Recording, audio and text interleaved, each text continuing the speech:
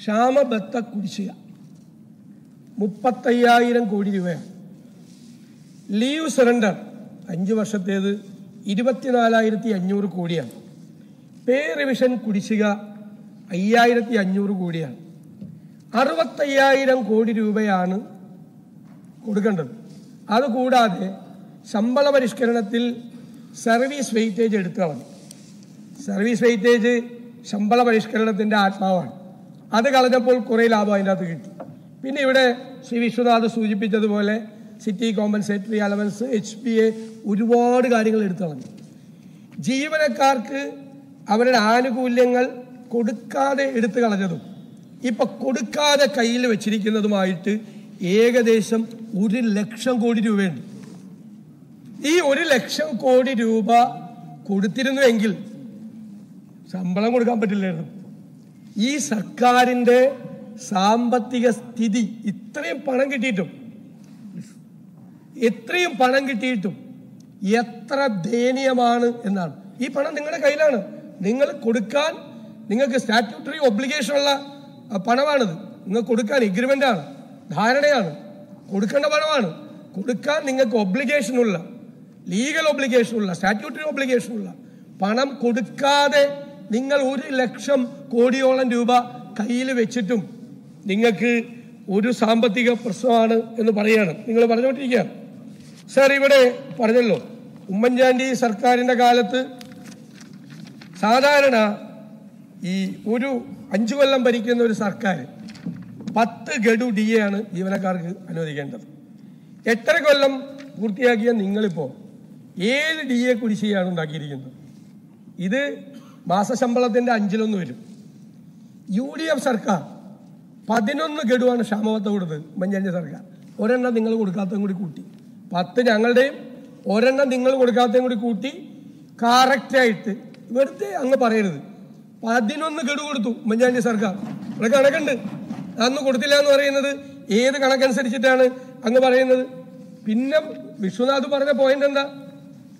2001 AK ആന്റണിയുടെ ഭരണം വന്നു. എന്തായിരുന്നു സ്ഥിതി? നായനാർ ഭരണം അവസാനിക്കുമ്പോൾ ശ്രീ ശിവദാസ മേനോൻ അന്നത്തെ ധനകാര്യമന്ത്രിയായിരുന്നു. ഈ കേരളം കണ്ട, ഇപ്പോഴത്തെ അല്ല, അതുവരെ കണ്ട ഏറ്റവും ഗതികെട്ട സമയമായിരുന്നു സംസ്ഥാനത്തിൻ്റെത്. ഒരു നയാ പൈസ ഖജനാവിലില്ലാതെ പേയ്മെന്റ് ഇങ്ങനെ കിടക്കുകയാണ്. കോൺട്രാക്ടർമാർക്ക്, നാട്ടുകാർക്ക് കൊടുക്കാതെ ദയനീയമായ സാമ്പത്തിക സ്ഥിതി വന്നപ്പോൾ അന്നത്തെ AK ആന്റണി പറഞ്ഞതൊന്നുമല്ല, ആ ദേവളപത്രം ഇറക്കി സിറ്റുവേഷൻ ആളുകളോട് പറഞ്ഞ് ഒന്ന് തൽക്കാലത്തേക്ക് ഒന്ന് മുണ്ട് മുറുക്കി കൊടുക്കണമെന്ന വാക്കാണ് അദ്ദേഹം ഉപയോഗിച്ചത്. എന്തിനാണ് നിങ്ങൾ അദ്ദേഹത്തെ ദുർവ്യാഖ്യാനം ചെയ്യുന്നത്? ഇവിടെ അദ്ദേഹം വേറൊന്നും പറഞ്ഞില്ല, ഒന്ന് മുണ്ട് മുറുക്കി എടുക്കണം തൽക്കാലം. അപ്പൊ എന്താ വെച്ചാൽ 20 ദിവസത്തെ ലീവ് സറണ്ടർ താൽക്കാലികമായി ഒന്ന് തടഞ്ഞു വെച്ചു. അപ്പൊ 32 ദിവസത്തെ സമരം നടത്തി. ഇപ്പൊ എത്രയാ? അന്ന് 20 ദിവസത്തെ ലീവ് സറണ്ടർ, ഇപ്പൊ 30 ദിവസത്തെ ലീവ് സറണ്ടർ. 5 കൊല്ലമായി തടഞ്ഞു വെച്ചിരിക്കുക. നിങ്ങളുടെ സർവീസ് സംഘടനകളൊക്കെ എവിടെ പോയി? സർവീസ് സംഘടനകളൊക്കെ എവിടെ പോയി? അവർ സമരം ചെയ്താൽ തെറ്റാണോ? ഞാൻ ചോദിക്കട്ടെ, ഇതുപോലത്തെ ഒരു സിറ്റുവേഷൻ ആയിരുന്നു, ഞങ്ങളാണ് അധികാരത്തിലിരിക്കുന്നത്, ഇതുപോലത്തെ ഒരു സിറ്റുവേഷൻ വന്നു, 65,000 കോടി കൊടുക്കാനുണ്ട്. ഇപ്പോൾ ഈ സ്തുതിഗീതങ്ങൾ പാടിയ ഈ സംഘടന എന്തായിരുന്നു ചെയ്യേണ്ടിയിരുന്നത്? നിങ്ങൾ എന്തുമായിരുന്നു ചെയ്യുമായിരുന്നത്? ഇത്രയും ഒരു സിറ്റുവേഷൻ സംസ്ഥാനത്തെ സർവീസ് ചരിത്രത്തിൽ ഇത്രമാത്രം പണം, ഇതിന്റെ 5-1 പണം കൊടുക്കാനുള്ള സ്ഥിതി ഒരു കാലത്തുണ്ടായിട്ടില്ല. ഇതിന്റെ 5-1, ഇത്രയല്ല, ഒരു കാലത്തും കേരളം ഭരിച്ച ഒരു ഗവൺമെന്റും ഇതുപോലെ ജീവനക്കാർക്ക് ഇത്രയും പണം കൊടുക്കാതിരുന്നിട്ടില്ല. നിങ്ങളത് മനസ്സിലാക്കണം, അത്രയും പണം കൊടുക്കാതിരുന്നിട്ടില്ല. ഇവിടെ വേറൊരു പ്രധാനപ്പെട്ട കാര്യം പറഞ്ഞു. ഇപ്പോൾ ഈ 103 മാസമായി തുടരുന്ന ഈ ഭരണത്തിൽ 6 കൊല്ലമായി ഈ അവകാശങ്ങൾ നൽകിയിട്ടില്ല. ഇത്തരം അവകാശ നിഷേധത്തിലൂടെ പല റേഞ്ചിലുള്ള സാലറി സ്കെയിൽ ഉണ്ടല്ലോ, 2,18,310 രൂപ മുതൽ 25,09,356 വരെയാണ് ഒരാൾക്ക് നഷ്ടപ്പെട്ടത്. ഒരാൾക്ക് നഷ്ടപ്പെട്ടിരിക്കുന്നത്. ഇപ്പോൾ ശമ്പളം മുടങ്ങലിന് 2024 സാക്ഷിയായി. സർ, ക്ഷാമബത്ത എത്രയാണ് നിങ്ങൾ എടുത്തിരിക്കുന്നത്? 1,76,830 രൂപ മുതൽ 12,83,304 രൂപ വരെ കൊടുക്കുന്നില്ല. 19% വരുന്ന 6 ഗഡു DA ജീവനക്കാർക്ക് ഇപ്പോൾ കുടിശ്ശികയായി എന്നുള്ളതാണ്. ഇങ്ങനെ ഓരോ കേസും എടുത്തു കഴിഞ്ഞാൽ ഫിറ്റ്മെന്റ് ബെനഫിറ്റിന്റെ കാര്യത്തിൽ ശമ്പള പരിഷ്കരണ കുടിശ്ശിക, അടുത്ത ശമ്പള കമ്മീഷൻ വെക്കാറായി, വെക്കേണ്ട സമയം കഴിഞ്ഞു. DUI മിണ്ടാട്ടയിൽ അതിനെക്കുറിച്ച് ഒന്നും പറഞ്ഞില്ല. അത് ഞാൻ ശ്രദ്ധിച്ചു. അതിനെക്കുറിച്ച് ഒരു അക്ഷരം മിണ്ടിയില്ല. ശമ്പള കമ്മീഷനെ കുറിച്ച് മിണ്ടിയില്ല. നേരത്തെ വെക്കേണ്ടായിരുന്നു ശമ്പള കമ്മീഷൻ വെക്കേണ്ട സമയം കഴിഞ്ഞു. റിപ്പോർട്ട് വരേണ്ട സമയമായി. ശമ്പള കമ്മീഷൻ ഇതെല്ലാം സ്റ്റഡി ചെയ്ത് റിപ്പോർട്ട് വരേണ്ട സമയമായിട്ടും ശമ്പള കമ്മീഷനെ വെച്ചിട്ടില്ല. ശമ്പള കമ്മീഷനെ വെക്കും എന്നുള്ളൊരു വാക്ക് ബഹുമാനപ്പെട്ട ധനകാര്യമന്ത്രി പറഞ്ഞിട്ടില്ല. നിങ്ങൾ വെക്കില്ല എന്നാണ് അതിൽ നിന്ന് ഞങ്ങൾ അർത്ഥമാക്കുന്നത്. സർ, ഇത് ഇത്രയുള്ള പരിപാടി. ഈ മെഡിസെപ്പിനെ കുറിച്ച് ഇവിടെ പറഞ്ഞു. മെഡിസെപ്പിനെ കുറിച്ച് പ്രതിപക്ഷം വ്യക്തമാക്കണം. മെഡിസെപ്പ് സർ എന്തൊരു പദ്ധതി! അതിനു മുമ്പ് മെഡിക്കൽ റീഇംബേഴ്സ്മെന്റ് കൊടുത്തിരുന്നതല്ലേ? അതിന് ഓൾട്ടർനേറ്റീവായിട്ട് നിങ്ങളൊരു പ്രോജക്റ്റ് കൊണ്ടുവന്നല്ലേ? സർ, സർക്കാരിൻ്റെ വാർഷിക ബജറ്റിൽ 240 കോടിയോളം രൂപ ഇതിനു മുമ്പ് വകയിരുത്തിയിരുന്നു. ഇത് ഒഴിവാക്കി. 5,664 രൂപ ഇൻഷുറൻസ് കമ്പനിക്ക് കൊടുക്കേണ്ടടുത്ത് 6,000 രൂപ ജീവനക്കാരിൽ നിന്ന് ഈടാക്കുക, 500 വെച്ചിട്ട് അല്ലേ? ഈ ഇനത്തിൽ 40 കോടി രൂപ അതിൽ നിന്ന് അടിച്ചു മാറ്റി സർക്കാർ പ്രത്യേക ഫണ്ടാക്കി. ഈ മെഡിസെപ്പിൽ നിന്ന് 40 കോടി രൂപ GST ഇനത്തിൽ അതിൽ നിന്നൊരു 42 കോടി രൂപ വേറെ അടിച്ചു മാറ്റി മെഡിസെപ്പ് ഏർപ്പെടുത്തിയ വകയിൽ സർക്കാർ.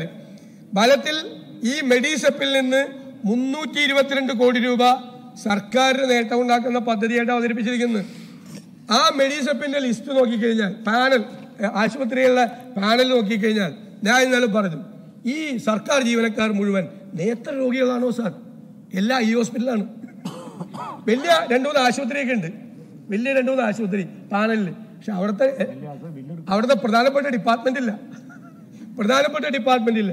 എത്രയോ ജീവനക്കാരാ, പെൻഷൻകാരാ കേരളത്തിൽ വിവിധ ആശുപത്രികളിൽ കിടന്നിട്ട് അവിടെ അവർക്ക് വരുന്ന ബില്ലിന്റെ 10-1 പോലും കൊടുക്കാൻ പറ്റാതെ വേറെ പണം ഉണ്ടാക്കി ഇറങ്ങിപ്പോകുന്നത്. കൊടുത്തിരുന്നൊരു ആനുകൂല്യമല്ലേ സാർ? എന്നിട്ട് ചോദിക്കുകയാണ്, നിങ്ങൾ എന്തു പറയുന്നു മെഡിസെപ്പിനെ കുറിച്ച്? ഈ മെഡിസെപ്പ് വേണ്ട. അതാണ് ഞങ്ങളുടെ അഭിപ്രായം. ഞങ്ങൾക്ക് നല്ല ക്ലാരിറ്റി ഉണ്ട് ഇക്കാര്യത്തിൽ. ഈ മെഡിസെപ്പ് ഞങ്ങൾക്ക് വേണ്ട. അദ്ദേഹം വളരെ ഇതായിട്ടാണ് ഇതെല്ലാം ഒഴിവാക്കിയത്. പിന്നെ വേറെ സംസ്ഥാനങ്ങൾ, തൊട്ടടുത്ത സംസ്ഥാനം ഉണ്ടല്ലോ തമിഴ്നാട്, ഒരു മുഴുവൻ ഗഡുവും കൊടുത്തു ക്ഷാമബത്ത കുടിശ്ശിക. തൊട്ടപ്പുറത്ത് എന്തിനാ നമ്മൾ ത്രിപുരയിലേക്കും ഉഗാണ്ടയിലേക്കും പോകുന്നത്? ഞാൻ ഉഗാണ്ട വരെ പോകുമെന്ന് സംശയിച്ചിട്ടുണ്ട്. കാരണം ഒരു ഗ്ലോബൽ ആസ്പെക്റ്റിലാണ് ഈ കാശ് കൊടുക്കാത്തതിനെ പറ്റി ധനകാര്യമന്ത്രി സംസാരിച്ചത്. ഭാഗ്യത്തിൽ ലോകത്തിന് മാതൃകയായിട്ടുള്ള ഗവൺമെന്റിനെ കുറിച്ചാണ് സംസാരിച്ചുകൊണ്ടിരുന്നത്. കൊടുക്കാനുള്ള പൈസ എത്രയാണ്? 65,000 കോടി രൂപ കൊടുക്കാൻ അവർക്ക് കിട്ടേണ്ട പൈസ എടുത്ത് കയ്യിൽ വെച്ചിട്ടാണ് ഈ ത്രിപുരയിൽ കണ്ടില്ലേ എന്നൊക്കെ ചോദിക്കുന്നത്. KSRTCയുടെ കാര്യം പറഞ്ഞു. എന്താ കുറ്റം പറഞ്ഞത്? അന്ന് നിങ്ങൾ 1,400 കോടി കൊടുത്തിട്ടുള്ളൂ. ഞങ്ങൾ ശമ്പളം മുടക്കിയ അന്ന് 1,400 കോടി മതി. സർക്കാരിന്റെ പൈസ അത്ര കൊടുത്താൽ മതി. KSRTC നന്നായി റൺ ചെയ്തു പോവാ. ചെറിയ ഗ്യാപ്പ് ഉണ്ടാവും, ഈ ശമ്പളം കൊടുക്കാൻ. ആ ചെറിയ ഗ്യാപ്പ് അന്നത്തെ ഗവൺമെന്റ് കൃത്യമായി കൊടുക്കും. 1,400 കോടി കൊടുക്കേണ്ടടുത്ത് വെറുതെ എന്തിനാ 14,000 കോടി കൊടുക്കണത്? അത്രേ കൊടുത്തുള്ളൂ. ഇനി ഈ ജീവനക്കാരുടെ എണ്ണം കുറയെന്ന് പറഞ്ഞു. ഉമ്മൻചാണ്ടി സർക്കാർ ഇരുന്ന കാലത്ത് 47,000 പേരാണ് ജീവനക്കാർ KSRTC. ഇപ്പൊ എത്രയോ വരും? 22,000 പേർ അല്ലേ? 22,000 പേർ. ഇതൊക്കെ പറയുമ്പോൾ ഒന്ന് ആലോചിക്കണം. ജീവനക്കാരുടെ എണ്ണം കുറച്ചു. എവിടെ? ത്രിപുരയില 159, 90 ഈ കേരളത്തിൽ KSRTC പറഞ്ഞുകൊണ്ട് ഞാൻ ഇതിലേക്ക് KSRTC വരേണ്ട ആവശ്യമില്ല. 47,000 ജീവനക്കാരുണ്ടായിരുന്നത് 22,000 ജീവനക്കാരായി. 5,200 ഷെഡ്യൂൾ ഉണ്ടായിരുന്നു. നിങ്ങളുടെ കുഴപ്പമില്ല, അതല്ല പറഞ്ഞത്. ഇപ്പോഴത്തെ ആയതാണ്. ഇപ്പൊ ഈ സ്ഥിതിയിലായതാണ്. എത്ര കൊല്ലം കൊണ്ടാക്കിയതാണ് ഈ സ്ഥിതി. എത്ര ഷെഡ്യൂൾ? 12,000, 2,500 ഷെഡ്യൂൾ അന്നുണ്ടായിരുന്ന ഷെഡ്യൂൾ. അങ്ങ് തന്നെ ട്രാൻസ്പോർട്ട് മന്ത്രിയായിരുന്ന സമയത്തുണ്ടായിരുന്ന ഷെഡ്യൂൾ ഇപ്പോൾ പോയി. ആ സാധനമൊക്കെ പോയി. നിങ്ങൾ ഇതെല്ലാം ചെയ്യുമ്പോൾ നിങ്ങൾ എത്രയോ കോടി രൂപ ഈ സിവിൽ സപ്ലൈസ് കോർപ്പറേഷന് 4,000 കോടി രൂപ ഇല്ലേ? ഇപ്പോൾ ഇന്ന് മന്ത്രി ഒരു മറുപടി പറഞ്ഞു റേഷൻ സമരത്തെക്കുറിച്ച്. സർക്കാരിന്റെ സാമ്പത്തിക സ്ഥിതി മാറുമ്പോൾ കൊടുക്കില്ല എന്ന് പറയുന്നില്ല. എല്ലായിടത്തും കൊടുക്കാനാണ്. മെഡിക്കൽ സർവീസസ് കോർപ്പറേഷൻ ഇന്നത്തെ വാർത്ത എന്താ? ഒരാശുപത്രിയിലും മരുന്നില്ല, സ്റ്റെന്റില്ല. Kottayam medical college, Thiruvananthapuram, Kozhikode medical college വ്യാപകമായി മരുന്ന് ക്ഷാമം. മെഡിക്കൽ സർവീസസ് കോർപ്പറേഷൻ എത്ര കോടി രൂപ കൊടുക്കാനുണ്ട്? നിങ്ങൾ KSEBയിൽ സ്ഥിതി എത്ര? ഞങ്ങൾ ഇറങ്ങി പോകുമ്പോൾ 1000 കോടി കടമായിരുന്നു. പ്ലീസ്, ഞങ്ങൾ ഇറങ്ങി പോകുമ്പോൾ 1000 കോടി രൂപ കടമായിരുന്നു. ഇപ്പൊ എത്ര കടം? 45,000 കോടി രൂപ KSEBയുടെ കടമാണ്. KSEBയുടെ കടം നിങ്ങൾ ഈ സംസ്ഥാനത്തെ തകർത്ത് തരിപ്പണമാക്കി. എന്നിട്ട് ചോദിക്കുകയാണ്, ഞങ്ങൾ പറഞ്ഞു, ഞങ്ങൾ അന്നും പറഞ്ഞല്ലോ, ഞാൻ ഈ നിയമസഭയിൽ പറഞ്ഞു, പ്രതിപക്ഷത്തിന്റെ നിലപാട് കേന്ദ്ര സർക്കാരുമായിട്ട് ശരിയായ കാര്യങ്ങൾ, ഡെവല്യൂഷൻ ഓഫ് ടാക്സിന്റെ കാര്യം, ഞങ്ങൾ 10ാം ധനകാര്യ കമ്മീഷൻ കിട്ടിയിരുന്ന തുകയും ഈ 15ാം ധനകാര്യ കമ്മീഷന്റെ തുകയായിട്ടല്ല കമ്പയർ ചെയ്തത്. 14ാം ധനകാര്യ കമ്മീഷന്റെ 2.5-ൽ നിന്ന് 1.92 ആയിട്ട് കുറച്ചു. അത് തെറ്റാണ്. ഞങ്ങൾക്ക് കൂടുതൽ അർഹതയുണ്ട്. മാനദണ്ഡങ്ങൾ മാറ്റി നിശ്ചയിക്കണം. സർക്കാർ പറയുന്നതിനേക്കാൾ വീറോടുകൂടി ഞങ്ങൾ കേരളത്തിന് വേണ്ടി വാദിച്ചു. അങ്ങൊരു മുനവച്ചൊരു വർത്തമാനം പറഞ്ഞു. അത് അടുത്ത ഗവൺമെന്റ് നിങ്ങൾ വരും എന്നുള്ളൊരു പ്രതീക്ഷയിലാണ്. നിങ്ങൾ അടുത്ത ഗവൺമെന്റ് മാറി വരും. ഇല്ല അല്ല ഒരു കുത്തുവാക്ക് പറഞ്ഞു, അത് സാരമില്ല. ഏത് ഗവൺമെന്റ് വന്നാലും ആരെങ്കിലും വേണ്ട, ജനങ്ങൾ തീരുമാനിക്കണമായിരുന്നു. ഞാനതിന് അവകാശവാദമൊന്നും പറയുന്നില്ല. ഞാൻ അവകാശവാദം പറഞ്ഞിട്ടുണ്ടായിരുന്നു, ജനങ്ങൾ തീരുമാനിക്കണ്ടായി. പക്ഷേ ഞങ്ങൾ ഈ സംസ്ഥാനത്തിന് വേണ്ടി വീറോടെ വാദിച്ചു. വീറോടെ ധനകാര്യ കമ്മീഷന്റെ മുമ്പിൽ ഞാൻ തന്നെയാണ് പ്രസന്റേഷൻ നടത്തിയത്. ഞങ്ങൾ എല്ലാവരും കൂടി ആലോചിച്ചിട്ടാണ്. UDFന്റെ കക്ഷികളും എല്ലാവരും ആലോചിച്ചു. ഞങ്ങൾ കോമൺ ആയിട്ടുള്ള വെച്ച് ഞങ്ങൾ നന്നായി അതിനുവേണ്ടി ഞങ്ങൾ ആർഗ്യ ചെയ്തു. അന്ന് പക്ഷേ ഈ തെറ്റിദ്ധരിപ്പിക്കരുത്. ഇപ്പൊ ഒരു വർത്തമാനം പറഞ്ഞു, GST കോമ്പൻസേഷൻ കിട്ടേണ്ട 12,000 കോടി രൂപ കിട്ടിയില്ല. GST കോമ്പൻസേഷൻ, GST നിയമം പാസ്സാക്കിയതാരാ? പാർലമെന്റിന്റെ നിയമത്തിൽ എന്താ ഉള്ളത്? 5 കൊല്ലക്കാലത്തേക്ക് കോമ്പൻസേഷൻ കൊടുക്കും. 5 കൊല്ലം കോമ്പൻസേഷൻ കിട്ടിയല്ലോ കേരളത്തിന്. 1 രൂപ ബാക്കിയില്ലല്ലോ, കുടിശ്ശികയില്ലല്ലോ. ഇതെന്താ പറഞ്ഞത്? 6ാമത്തെ കൊല്ലവും കൂടി കിട്ടുമായിരുന്നുവെങ്കിൽ 12,000 കോടി രൂപ കിട്ടുമായിരുന്നു. ആരെയാണ് നിങ്ങൾ തെറ്റിദ്ധരിപ്പിക്കുന്നത്?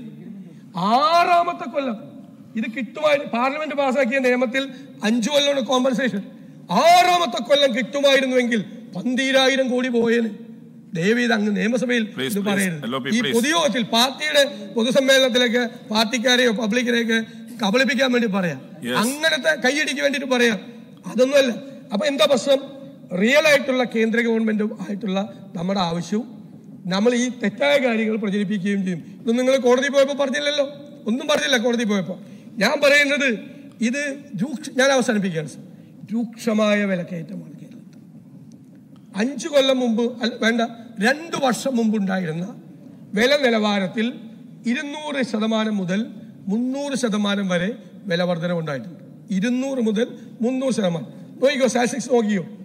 മുഖ്യമന്ത്രിയുടെ ടേബിളിൽ എല്ലാ ദിവസവും രാവിലെ വിലക്കയറ്റത്തെക്കുറിച്ചുള്ള വില നിലവാരത്തെക്കുറിച്ചുള്ള ഒരു ഫയൽ വരും എന്നാണ് എൻ്റെ അറിവ്. നോക്കിക്കോ, 200% മുതൽ 300% വരെയാണ് വില വർധന ഉണ്ടായിരിക്കുന്നത്. എന്തിനാ DA കൊടുക്കണം? ആ വില വർധന ഒരു സ്റ്റാൻഡേർഡ് ഓഫ് ലിവിംഗ് ഉണ്ട് ആളുകൾക്ക്, ഇല്ലേ? സർക്കാർ ജീവനക്കാരാണെങ്കിലും സർക്കാർ ഓഫീസിലെ പ്യൂണാണെങ്കിലും മുതിർന്ന ഉദ്യോഗസ്ഥനാണെങ്കിലും അവർക്കെല്ലാം അവരുടേതായ സ്റ്റാൻഡേർഡ് ഓഫ് ലിവിംഗ് ഉണ്ട്. അതാണല്ലോ സർക്കാർ ജോലി എന്നൊക്കെ പറയുന്നത്.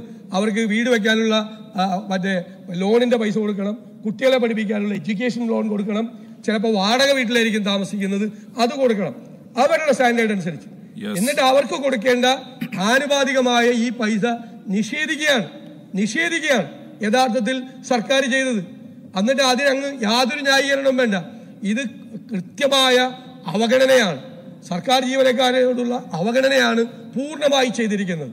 ഇത് എന്ന് നടപ്പാക്കും, എപ്പോൾ നടപ്പാക്കും എന്ന് യാതൊരു വിധത്തിലുള്ള ഒരു ഉറപ്പും സർക്കാർ നൽകുന്നില്ല.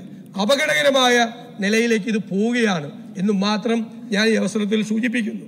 സാർ, ഞാൻ മുഖ്യമന്ത്രിയോട് പറയാനുള്ളത്, നമുക്കിങ്ങനെ പഴയ രാജകൊട്ടാരങ്ങളിൽ വിദൂഷകരുണ്ടായിരുന്നു ധാരാളം. മന്നവേന്ദ്ര വിളങ്ങുന്നു നിൻമുഖം ചന്ദ്രനെ പോലെ എന്ന് പാടിയ വിദൂഷകരുടെ കാലം ഉണ്ടായിരുന്നു. അങ്ങ് ഇതിലൊന്നും വീഴരുത്. അങ്ങേ പറ്റിക്കാൻ വേണ്ടിയിട്ട് ഇങ്ങനെ ഇവരെല്ലാം ഇങ്ങനെ വാഴ്ത്തുപാട്ടുമായിട്ട് വരികയാണ്.